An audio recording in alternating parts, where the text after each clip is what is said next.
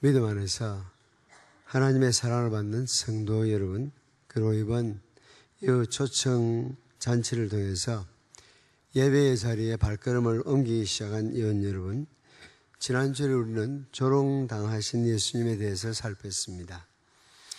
오늘 우리는 지난 주일 살핀 사건에 이어서 유대인 의회로부터 신문 받으신 예수님을 살피려고 합니다. 우선 네 사람의 복음서 기자가 기록한 것을 종합해서 예수께서 고난당하신 전체 그림을 그려봅시다. 왜냐하면 마태, 마가, 누가, 요한이 각자가 그 나름의 의도를 가지고 기록한 사건들이기에 전체 흐름 파악에 쉽지를 않기 때문입니다. 맨 먼저 체포되신 다음에 백성들 사이에서 여전히 영향력을 행사하고 있던 전직 대제사장 안나스 앞에서 예비적인 신문을 받습니다. 요한복음 18장에 나와 있습니다. 그리고는 이어서 현직 대제사장 가야바와 몇몇 아마 유력한 산헤드린 공의 회원으로부터 또 한 차례 예비적 신문을 한밤중에 아마 2시나 3시 사이에 받습니다. 그리고 오늘 본문은 세 번째 사건으로 전체 공회원 앞에서 공적인 신문을 받습니다. 그리고 23장을 펼치면은 빌라도 앞에서 그리고 헤로드 앞에서 각각 신문을 받을 것입니다. 생각해 보십시오. 복음서마다 모든 사건을 자세히 기록한다면 길이가 만만치 않을 것입니다. 그래서 기자들은 그 가운데서 자기의 의도에 따라서 선택한 사건들을 기록하다 보니까 같은 사건을 두고도 강조점이 다를 수도 있고 길이도 서로 다르리라는 것은 예상할 수 있습니다. 사실 오늘 누가가 기록한 본문의 사건, 유대인 의회로부터 신문 받으신 예수님에 대한 기록은 복음서들 가운데서 가장 짧은 압축된 기록입니다. 유대인 의회로부터 죄인 취급을 받을 때 겪은 수모와 고통을 간략하게 기록하고 있습니다. 이제 본문을 한번 보십시오. 본문의 구조를 먼저 살펴보십시오. 첫 절 66절은 서론입니다. 그리고 본론인 67절에서 70절은 두 쌍으로 된 질문과 대답으로 구성되어 있습니다. 말하자면 유대인 의회와 예수님이 두 차례 주고받은 Q&A라고 그러죠. 질문하고 대답하고 질문하고 대답하고. 그리고 마지막 71절은 결론입니다. 자, 그러면 오늘 이야기로 들어가기 전에 지난 주일 우리가 살핀 조롱당하신 예수님에 대해서 잠깐 회상할 필요가 있습니다. 그 밤에 예수님을 지키던 사람들은 그를 향해서 온갖 종류의 욕설을 퍼붓고 인격을 무시하고 불경스러운 말들을 내뱉었습니다. 공권력을 가장한 불법적인 린치입니다. 때로는 공권력이 제자리에 서지 못하고 정권의 신현으로 살 때 여러분도 분노했을 것입니다. 그러나 그것은 요새 생긴 일은 아니라는 사실을 아셔야 합니다. 그게 인류의 역사라는 사실을 기억하셔야 합니다. 그래야 우리를 상대적으로 볼 수가 있습니다. 그 와중에서도 예수님은 한마디 한거하지 않았습니다. 표정 하나 바꾸지 않았습니다. 조용하고 위험 있는 모습으로 그 입술에는 한마디의 대답도 나오질 않았습니다. 그 온갖 모욕적인 말들에도 길길이 날뛰는 비열한 짓거리를 다 받아들였습니다. 부부 사이에서 싸울 때 화나면은 어떻게 그럴 땐 그렇게 머리가 잘 돌아가는지 딱 한마디로 상대방을 케어시킬 수 있는 말이 생각납니다. 그래서 어리석은 사람들은 내뱉습니다. 그러고 나면은 관계를 다시 회복하기 위해서 엄청 많은 시간이 들어가야 됩니다. 내뱉는 순간 0점 몇 초는 시원해요. 그러나 상당히 오랜 시간을 이렇게 복구하는데 시간이 걸리는 겁니다.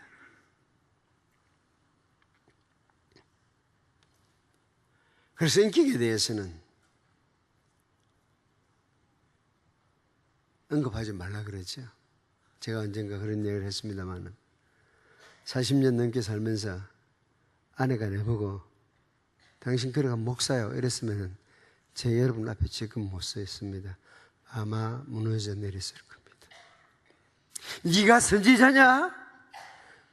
누가 너를 때리는지 한번 알아맞혀 봐라. 그냥 노골적인 모욕을 서슴지를 않았던 것입니다. 길길이 날뛰는 비열한 짓거리를 다 받아들이셨습니다. 그리고 오늘 본문 날이 세매로 이어집니다. 유대인의 법에 따라서 밤에는 재판을 할 수가 없습니다. 하면 불법입니다. 말하자면 공무집행은 날이 밝아야 가능하고 밤중에 한 것은 무효이기 때문입니다. 그래서 다음 날 날이 셀 때까지 불법적인 구금을 해두었습니다. 그를 지키고 있는 군병들이 시간을 죽이기 위해서 지금 자기가 붙들고 있는 그분이 누구인지에 대해서 손톱끝만 그도 알아보려고 하지 않고 알지도 못하고 인간이 할 수 있는 모든 모욕을 다했습니다. 그래서 지금 날이 세매 백성의 지도자들, 대제사장들과 율법의 선생들이 즉시 모였습니다. 참 무섭지요? 철저히 불법적인 있을 수 없는 재판을 하면서도 율법의 또 사소한 부분에 대해서는 집착을 해요. 날이 새어야 율법의 규격에 맞는 재판을 할 수 있다고 생각하는 겁니다. 그래서 날이 새기를 기다리는 겁니다. 예수님이 그런 인간들을 향해서 그랬죠. 너희는 하루살이는 걸러내고 약대는 통으로 통째로 삼킵니다. 하루살이는 걸러내면서 황소는 통째로 삼키는 인간들. 그래서 대제사장들과 서기관들, 백성의 지도자들이 모두 모인 다음에 예수를 공회로 끌어들여 드디어 피고로서 예수님을 그들 앞에 세운 것입니다. 비록 간밤에도 두 차례의 불법적이고도 예비적인 신문이 있었지만 지금 날이 새매 백성의 지도자들, 대제사장들과 율법 선생들이 모여서 정식적인 절차에 따른 심리를 해야 합니다. 이날 모임에는 유대인 최고예의 구성원 전원이 모였을 법합니다. 백성의 장로들, 곧 대제사장들과 서기관들이 다 참석했을 법합니다. 이 중요한 모임에는 아무도 빠지기를 원치 않았기 때문입니다. 예수님 문제는 그 당시 가장 뜨거운 감자와 같은 의식이었기 때문입니다. 수주일 동안 논의의 중심 주제였습니다. 사람들이 모이면 화제거리였습니다. 그런데 그 예수를 이제 정식적으로 심리할 수 있는 기회가 찾아왔기 때문입니다. 물론 형식적인 절차이고 통과에 불과합니다. 왜냐하면 예수님을 어떻게 처리할 것인지 이미 결정이 되어 있었기 때문입니다. 그를 죽이려고 꾀하되라는 목표가 이미 설정되어 있기 때문입니다. 사랑하는 성도 여러분, 사람들이 모여서 사안을 다룰 때는 미리 사전에 결론을 내려놓고 모이는 모임은 어리석은 짓거리들입니다. 여러분 자신을 인간 이하로 전락시키는 것입니다. 그게 반상회든 그게 재직회든 교역자든 당회든 마찬가지입니다. 결론을 내려놓고는 왜 모입니까? 결론 들어가면 되지. 함께 두 사람 이상이 같이 앉아서 의논을 한다는 것은 오늘 제가 칼럼에서 밝혔던 대로 내 혼자만 똑똑한 사람이 아니라는 거죠. 남의 이야기도 들을 것이 있다는 거예요. 이게 기본적으로 깔리지 않는 곳에는 이게 민주주의라고 하는 세상이 펼쳐지기 힘듭니다. 물론 난 나름대로의 주제에 대한 이해를 갖고 있고 어떻게 가야 되겠다는 생각을 하고 있지만 한 번 더 그 문제를 공적으로 다루게 되면은 내 그 생각 못 해봤는데 말되네 이러면은 입장을 바꿀 수 있는 여지를 갖고 있어야 함께 모여서 언론하는 일이 행복한 만남이 되는 겁니다.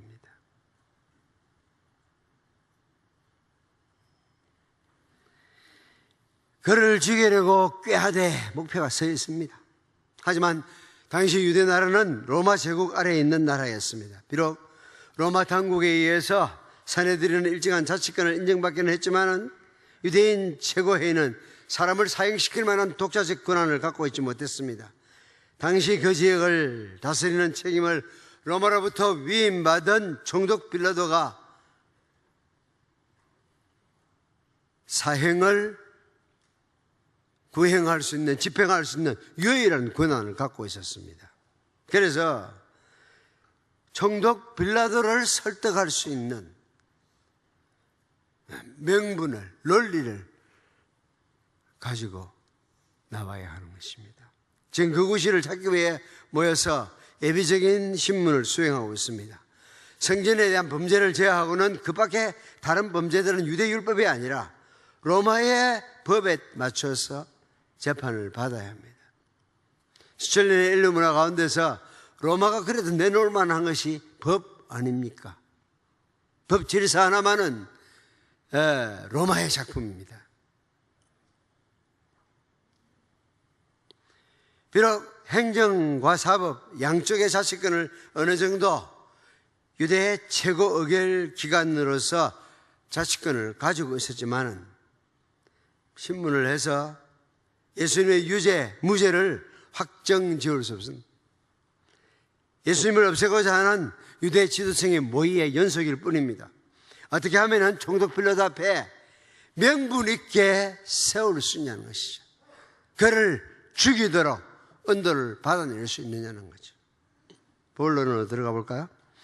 67절은 어떻게 보면 그들이 진상을 살핀다는 인상을 주지만은 사실은 오직 예수를 칠 증거를 잡는 데만 관심이 있다는 것은 의심할 여지가 없습니다.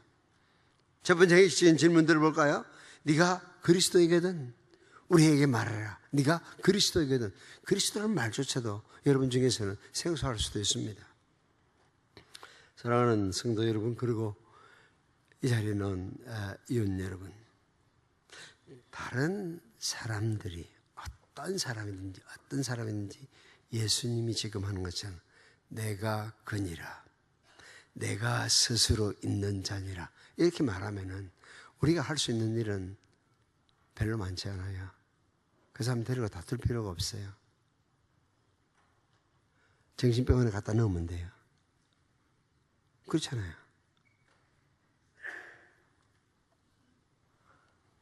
다른 사람이 그런 주장을 하면은 신성모도 맞습니다. 그러나 지금 예수님의 주장은 엄연한 사실입니다. 사람들이 스스로 하나님이라 주장하거나 내가 모든 것의 해결자다 하고 아무개처럼 주장하면 그건 안 갈보면 됩니다. 못 들은 걸로 하고 지나가면 됩니다. 저는 시골 동네에 살면서 앞집개가 짓는 데 대해서는 갚지를 않습니다. 우리가 정원에서 일 좀 하면은 부실거리 소리 들으면 반드시 짓어요. 그렇지만 내가 달려가가지고 따질 필요가 없잖아요. 그것까지는 아니거든. 여 우리 땅이거든. 이렇게 갈빌 이유가 없잖아요. 네 집이나 잘 지키면 되거든.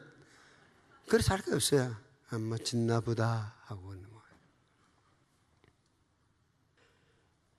사람들이 자기가 뭐나 된 것처럼 달라들면은 우리는 거래를 안 하면 됩니다. 2000년 전 같으면은 신성모독으로 돌로 치면 됩니다. 그러나 오늘 우리에게 말씀하시는 그분은 다릅니다. 기독교인은 우리 주 예수 그리스도 하나님의 아들이시고 우리의 구주이신 구원자이신 그분을 고백하는 사람들입니다. 어떤 사람들은 그런 주장을 해요. 예수님이 언제 자기가 하나님이라고 주장한 적이 있냐? 다만 후대의 추종자들이 날조했을 뿐이다. 그렇게 말합니다. 여러분은 오늘 누가복음 22장 70절 그의 입에서부터 듣고 있습니다. 사내들인 공의회가 그를 사형에 처하도록 찬송뼈를 던진 이유가 뭡니까? 자신이 하나님의 아들이라고 주장하심으로써 그들을 분노케 한 것입니다. 그때뿐 아니라 지금도 마찬가지입니다. 이 자리에 나오신 우리 모두가 이제 답해야 할 차례입니다. 세상은 아직도 4대 성인 중에 한 사람이라고 말하면은 아무런 시비도 반대도 하지 않습니다. 더 분명하게 간결하게 번역한 개혁성경 들어보십시오. 그러면 네가 하나님의 아들이냐? 너희 말과 같이 내가 그니라. 주님은 내가 그니라는 그 한마디에 자기 목숨을 걸었어요. 초대 성도들은 가이사가 아니라 예수가 그리스도라는 데 목숨을 걸었습니다. 로마 황제가 아니라 예수께서 삶의 모든 문제와 영원한 문제에 대한 유일한 대답이라고 믿고 목숨을 내어놓은 겁니다. 순교자가 된 겁니다. 나사렛 출신 예수는 그 잘난 사람들에게 아무것도 아니었습니다. He's nobody to them. 아무것도 아니었습니다.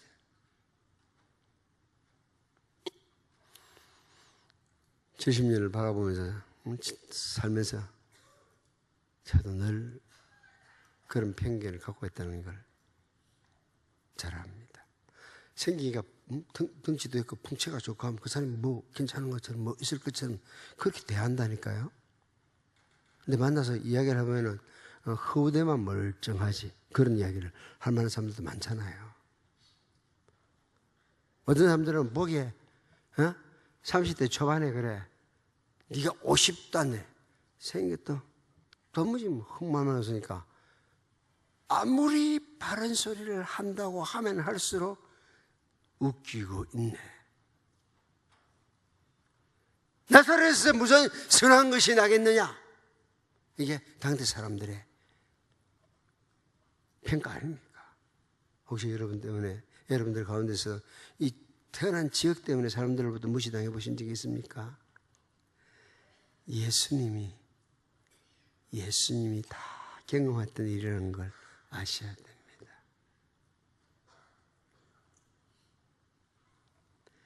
아무리 설명을 해도 여러분은 무시하고 그냥 기다면 듣지 않고 그런 상황을 만나면 여러분 참 답답하잖아요. 뚜껑이 열린다 그러잖아요. 예, 그거 예수님 다 겪으셨습니다. 여러분은 그냥 무시만 당하고 지나갔지만은 예수님은 그것 때문에 자기 목숨을 내놓았습니다. 나사렛 출신의 예수는 결코 그들에게 유력한 사람이 아닙니다. 아무것도 아닙니다. 내가 그니라고 정색을 하고 말하면 말할수록 자신이 분명히 하나님이 보내신 그리스도, 메시아, 구원자, 우리 삶의 해결자고 유일한 답이라고 목숨을 걸어서 말하지만은 그 말을 근거로 결정적인 고발의 증거로 삼습니다. 말이 통하지 않는 관계, 말이 통하지 않는 세상이 아직도 우리의 비참한 현실입니다. 우리가 살고 있는 세상이 정말 답답한 세상이라고 온갖 욕짓거리들을 도배하고 있지만은 세상은 본래 그랬어요. 그게 본래 세상의 모습이에요. 주님은 딱 한 단어 골랐었더라고. 그 세상을 묘사하는데 불의한. 그게 세월호 사태의 핵심이고 지금 나도는 전염병에 대해 사람들이 답답해하고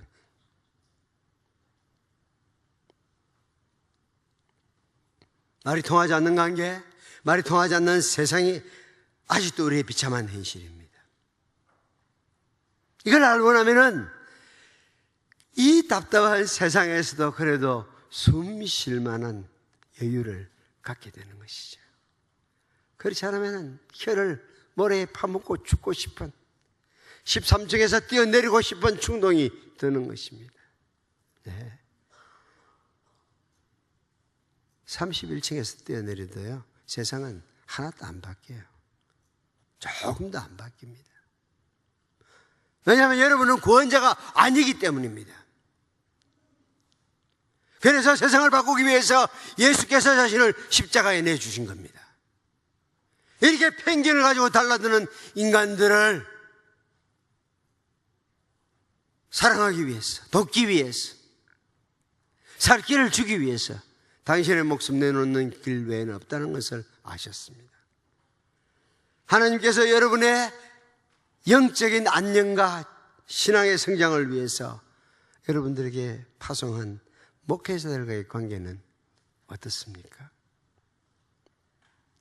편견을 가지고 있으면 여러분에게 가장 도움을 줄 수 있는 사람을 여러분은 죽이는 자리로 내몰게 되어 있습니다. 하나님이 선물로 주신 소중한 관계들을 자신의 편견들에서 파괴하지 마십시오. 상대방의 말에 귀를 기울여 듣는 것이 사랑의 관계를 갖고 가는데 첫걸음입니다. 듣는 데서부터 시작. 관심을 갖고 그대로 한번 들어봐. 잘 들어주는 사람이 돼.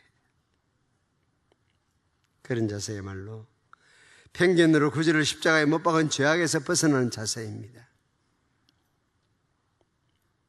금샘 유치원 좋은 유치원 같더라고요. 그 중에 하나가 아이들이 가르치는 몇 가지 기본 가치 중에 하나가 경청이 돼요. 귀를 기울여 듣는 것. 그걸 배우면은, 그걸 일찍이 배우면 얼마나 좋은지. 나보고 지금 그거 배우라고 내가 나이가 지금 60이 넘었습니다. 70이 넘었습니다. 예, 공 하나 떼면은 6살, 7살, 8살 밖에 안 되니까 지금이라도 배울 필요가 있습니다. 경청할 줄 알고, 다른 사람에 대해서 배려할 줄 알고, 군의에 대해서 순종하는 것. 이런 것들 배워야 돼요. 한번 절대 GMP 가지고는 선진국이 되지 못한다는, 여러분 잘 한번 읽어보세요. 주보를 가장 아끼는 방법은 집에 가면서 다시 책상 위에 놓고 가는 것이 아닙니다. 가져가시고 기왕 인쇄했고 돈 다 나가갖고 가져가서 읽어보고 기도의 제목으로 삼고 이래야 이렇게 달아질 만큼 한 주간에 사용해 보십시오. 그래야 여러분이 주보를 소중하게 여기는 사람입니다. 예수님은 아직도 말합니다. 내가 그니라. 그렇다면 여러분과 제가 어떻게 답해야 할까요? 그리스도라는 예수를 내가 어떻게 하라는 고민스러운 질문은 그때 총독 빌라도만의 것은 아닙니다. 우리 누구나 그리스도라고 내가 그니라고 말씀하셨던 그분을 어떻게 할 것인지 여러분 결정하셔야 됩니다. 기도하겠습니다.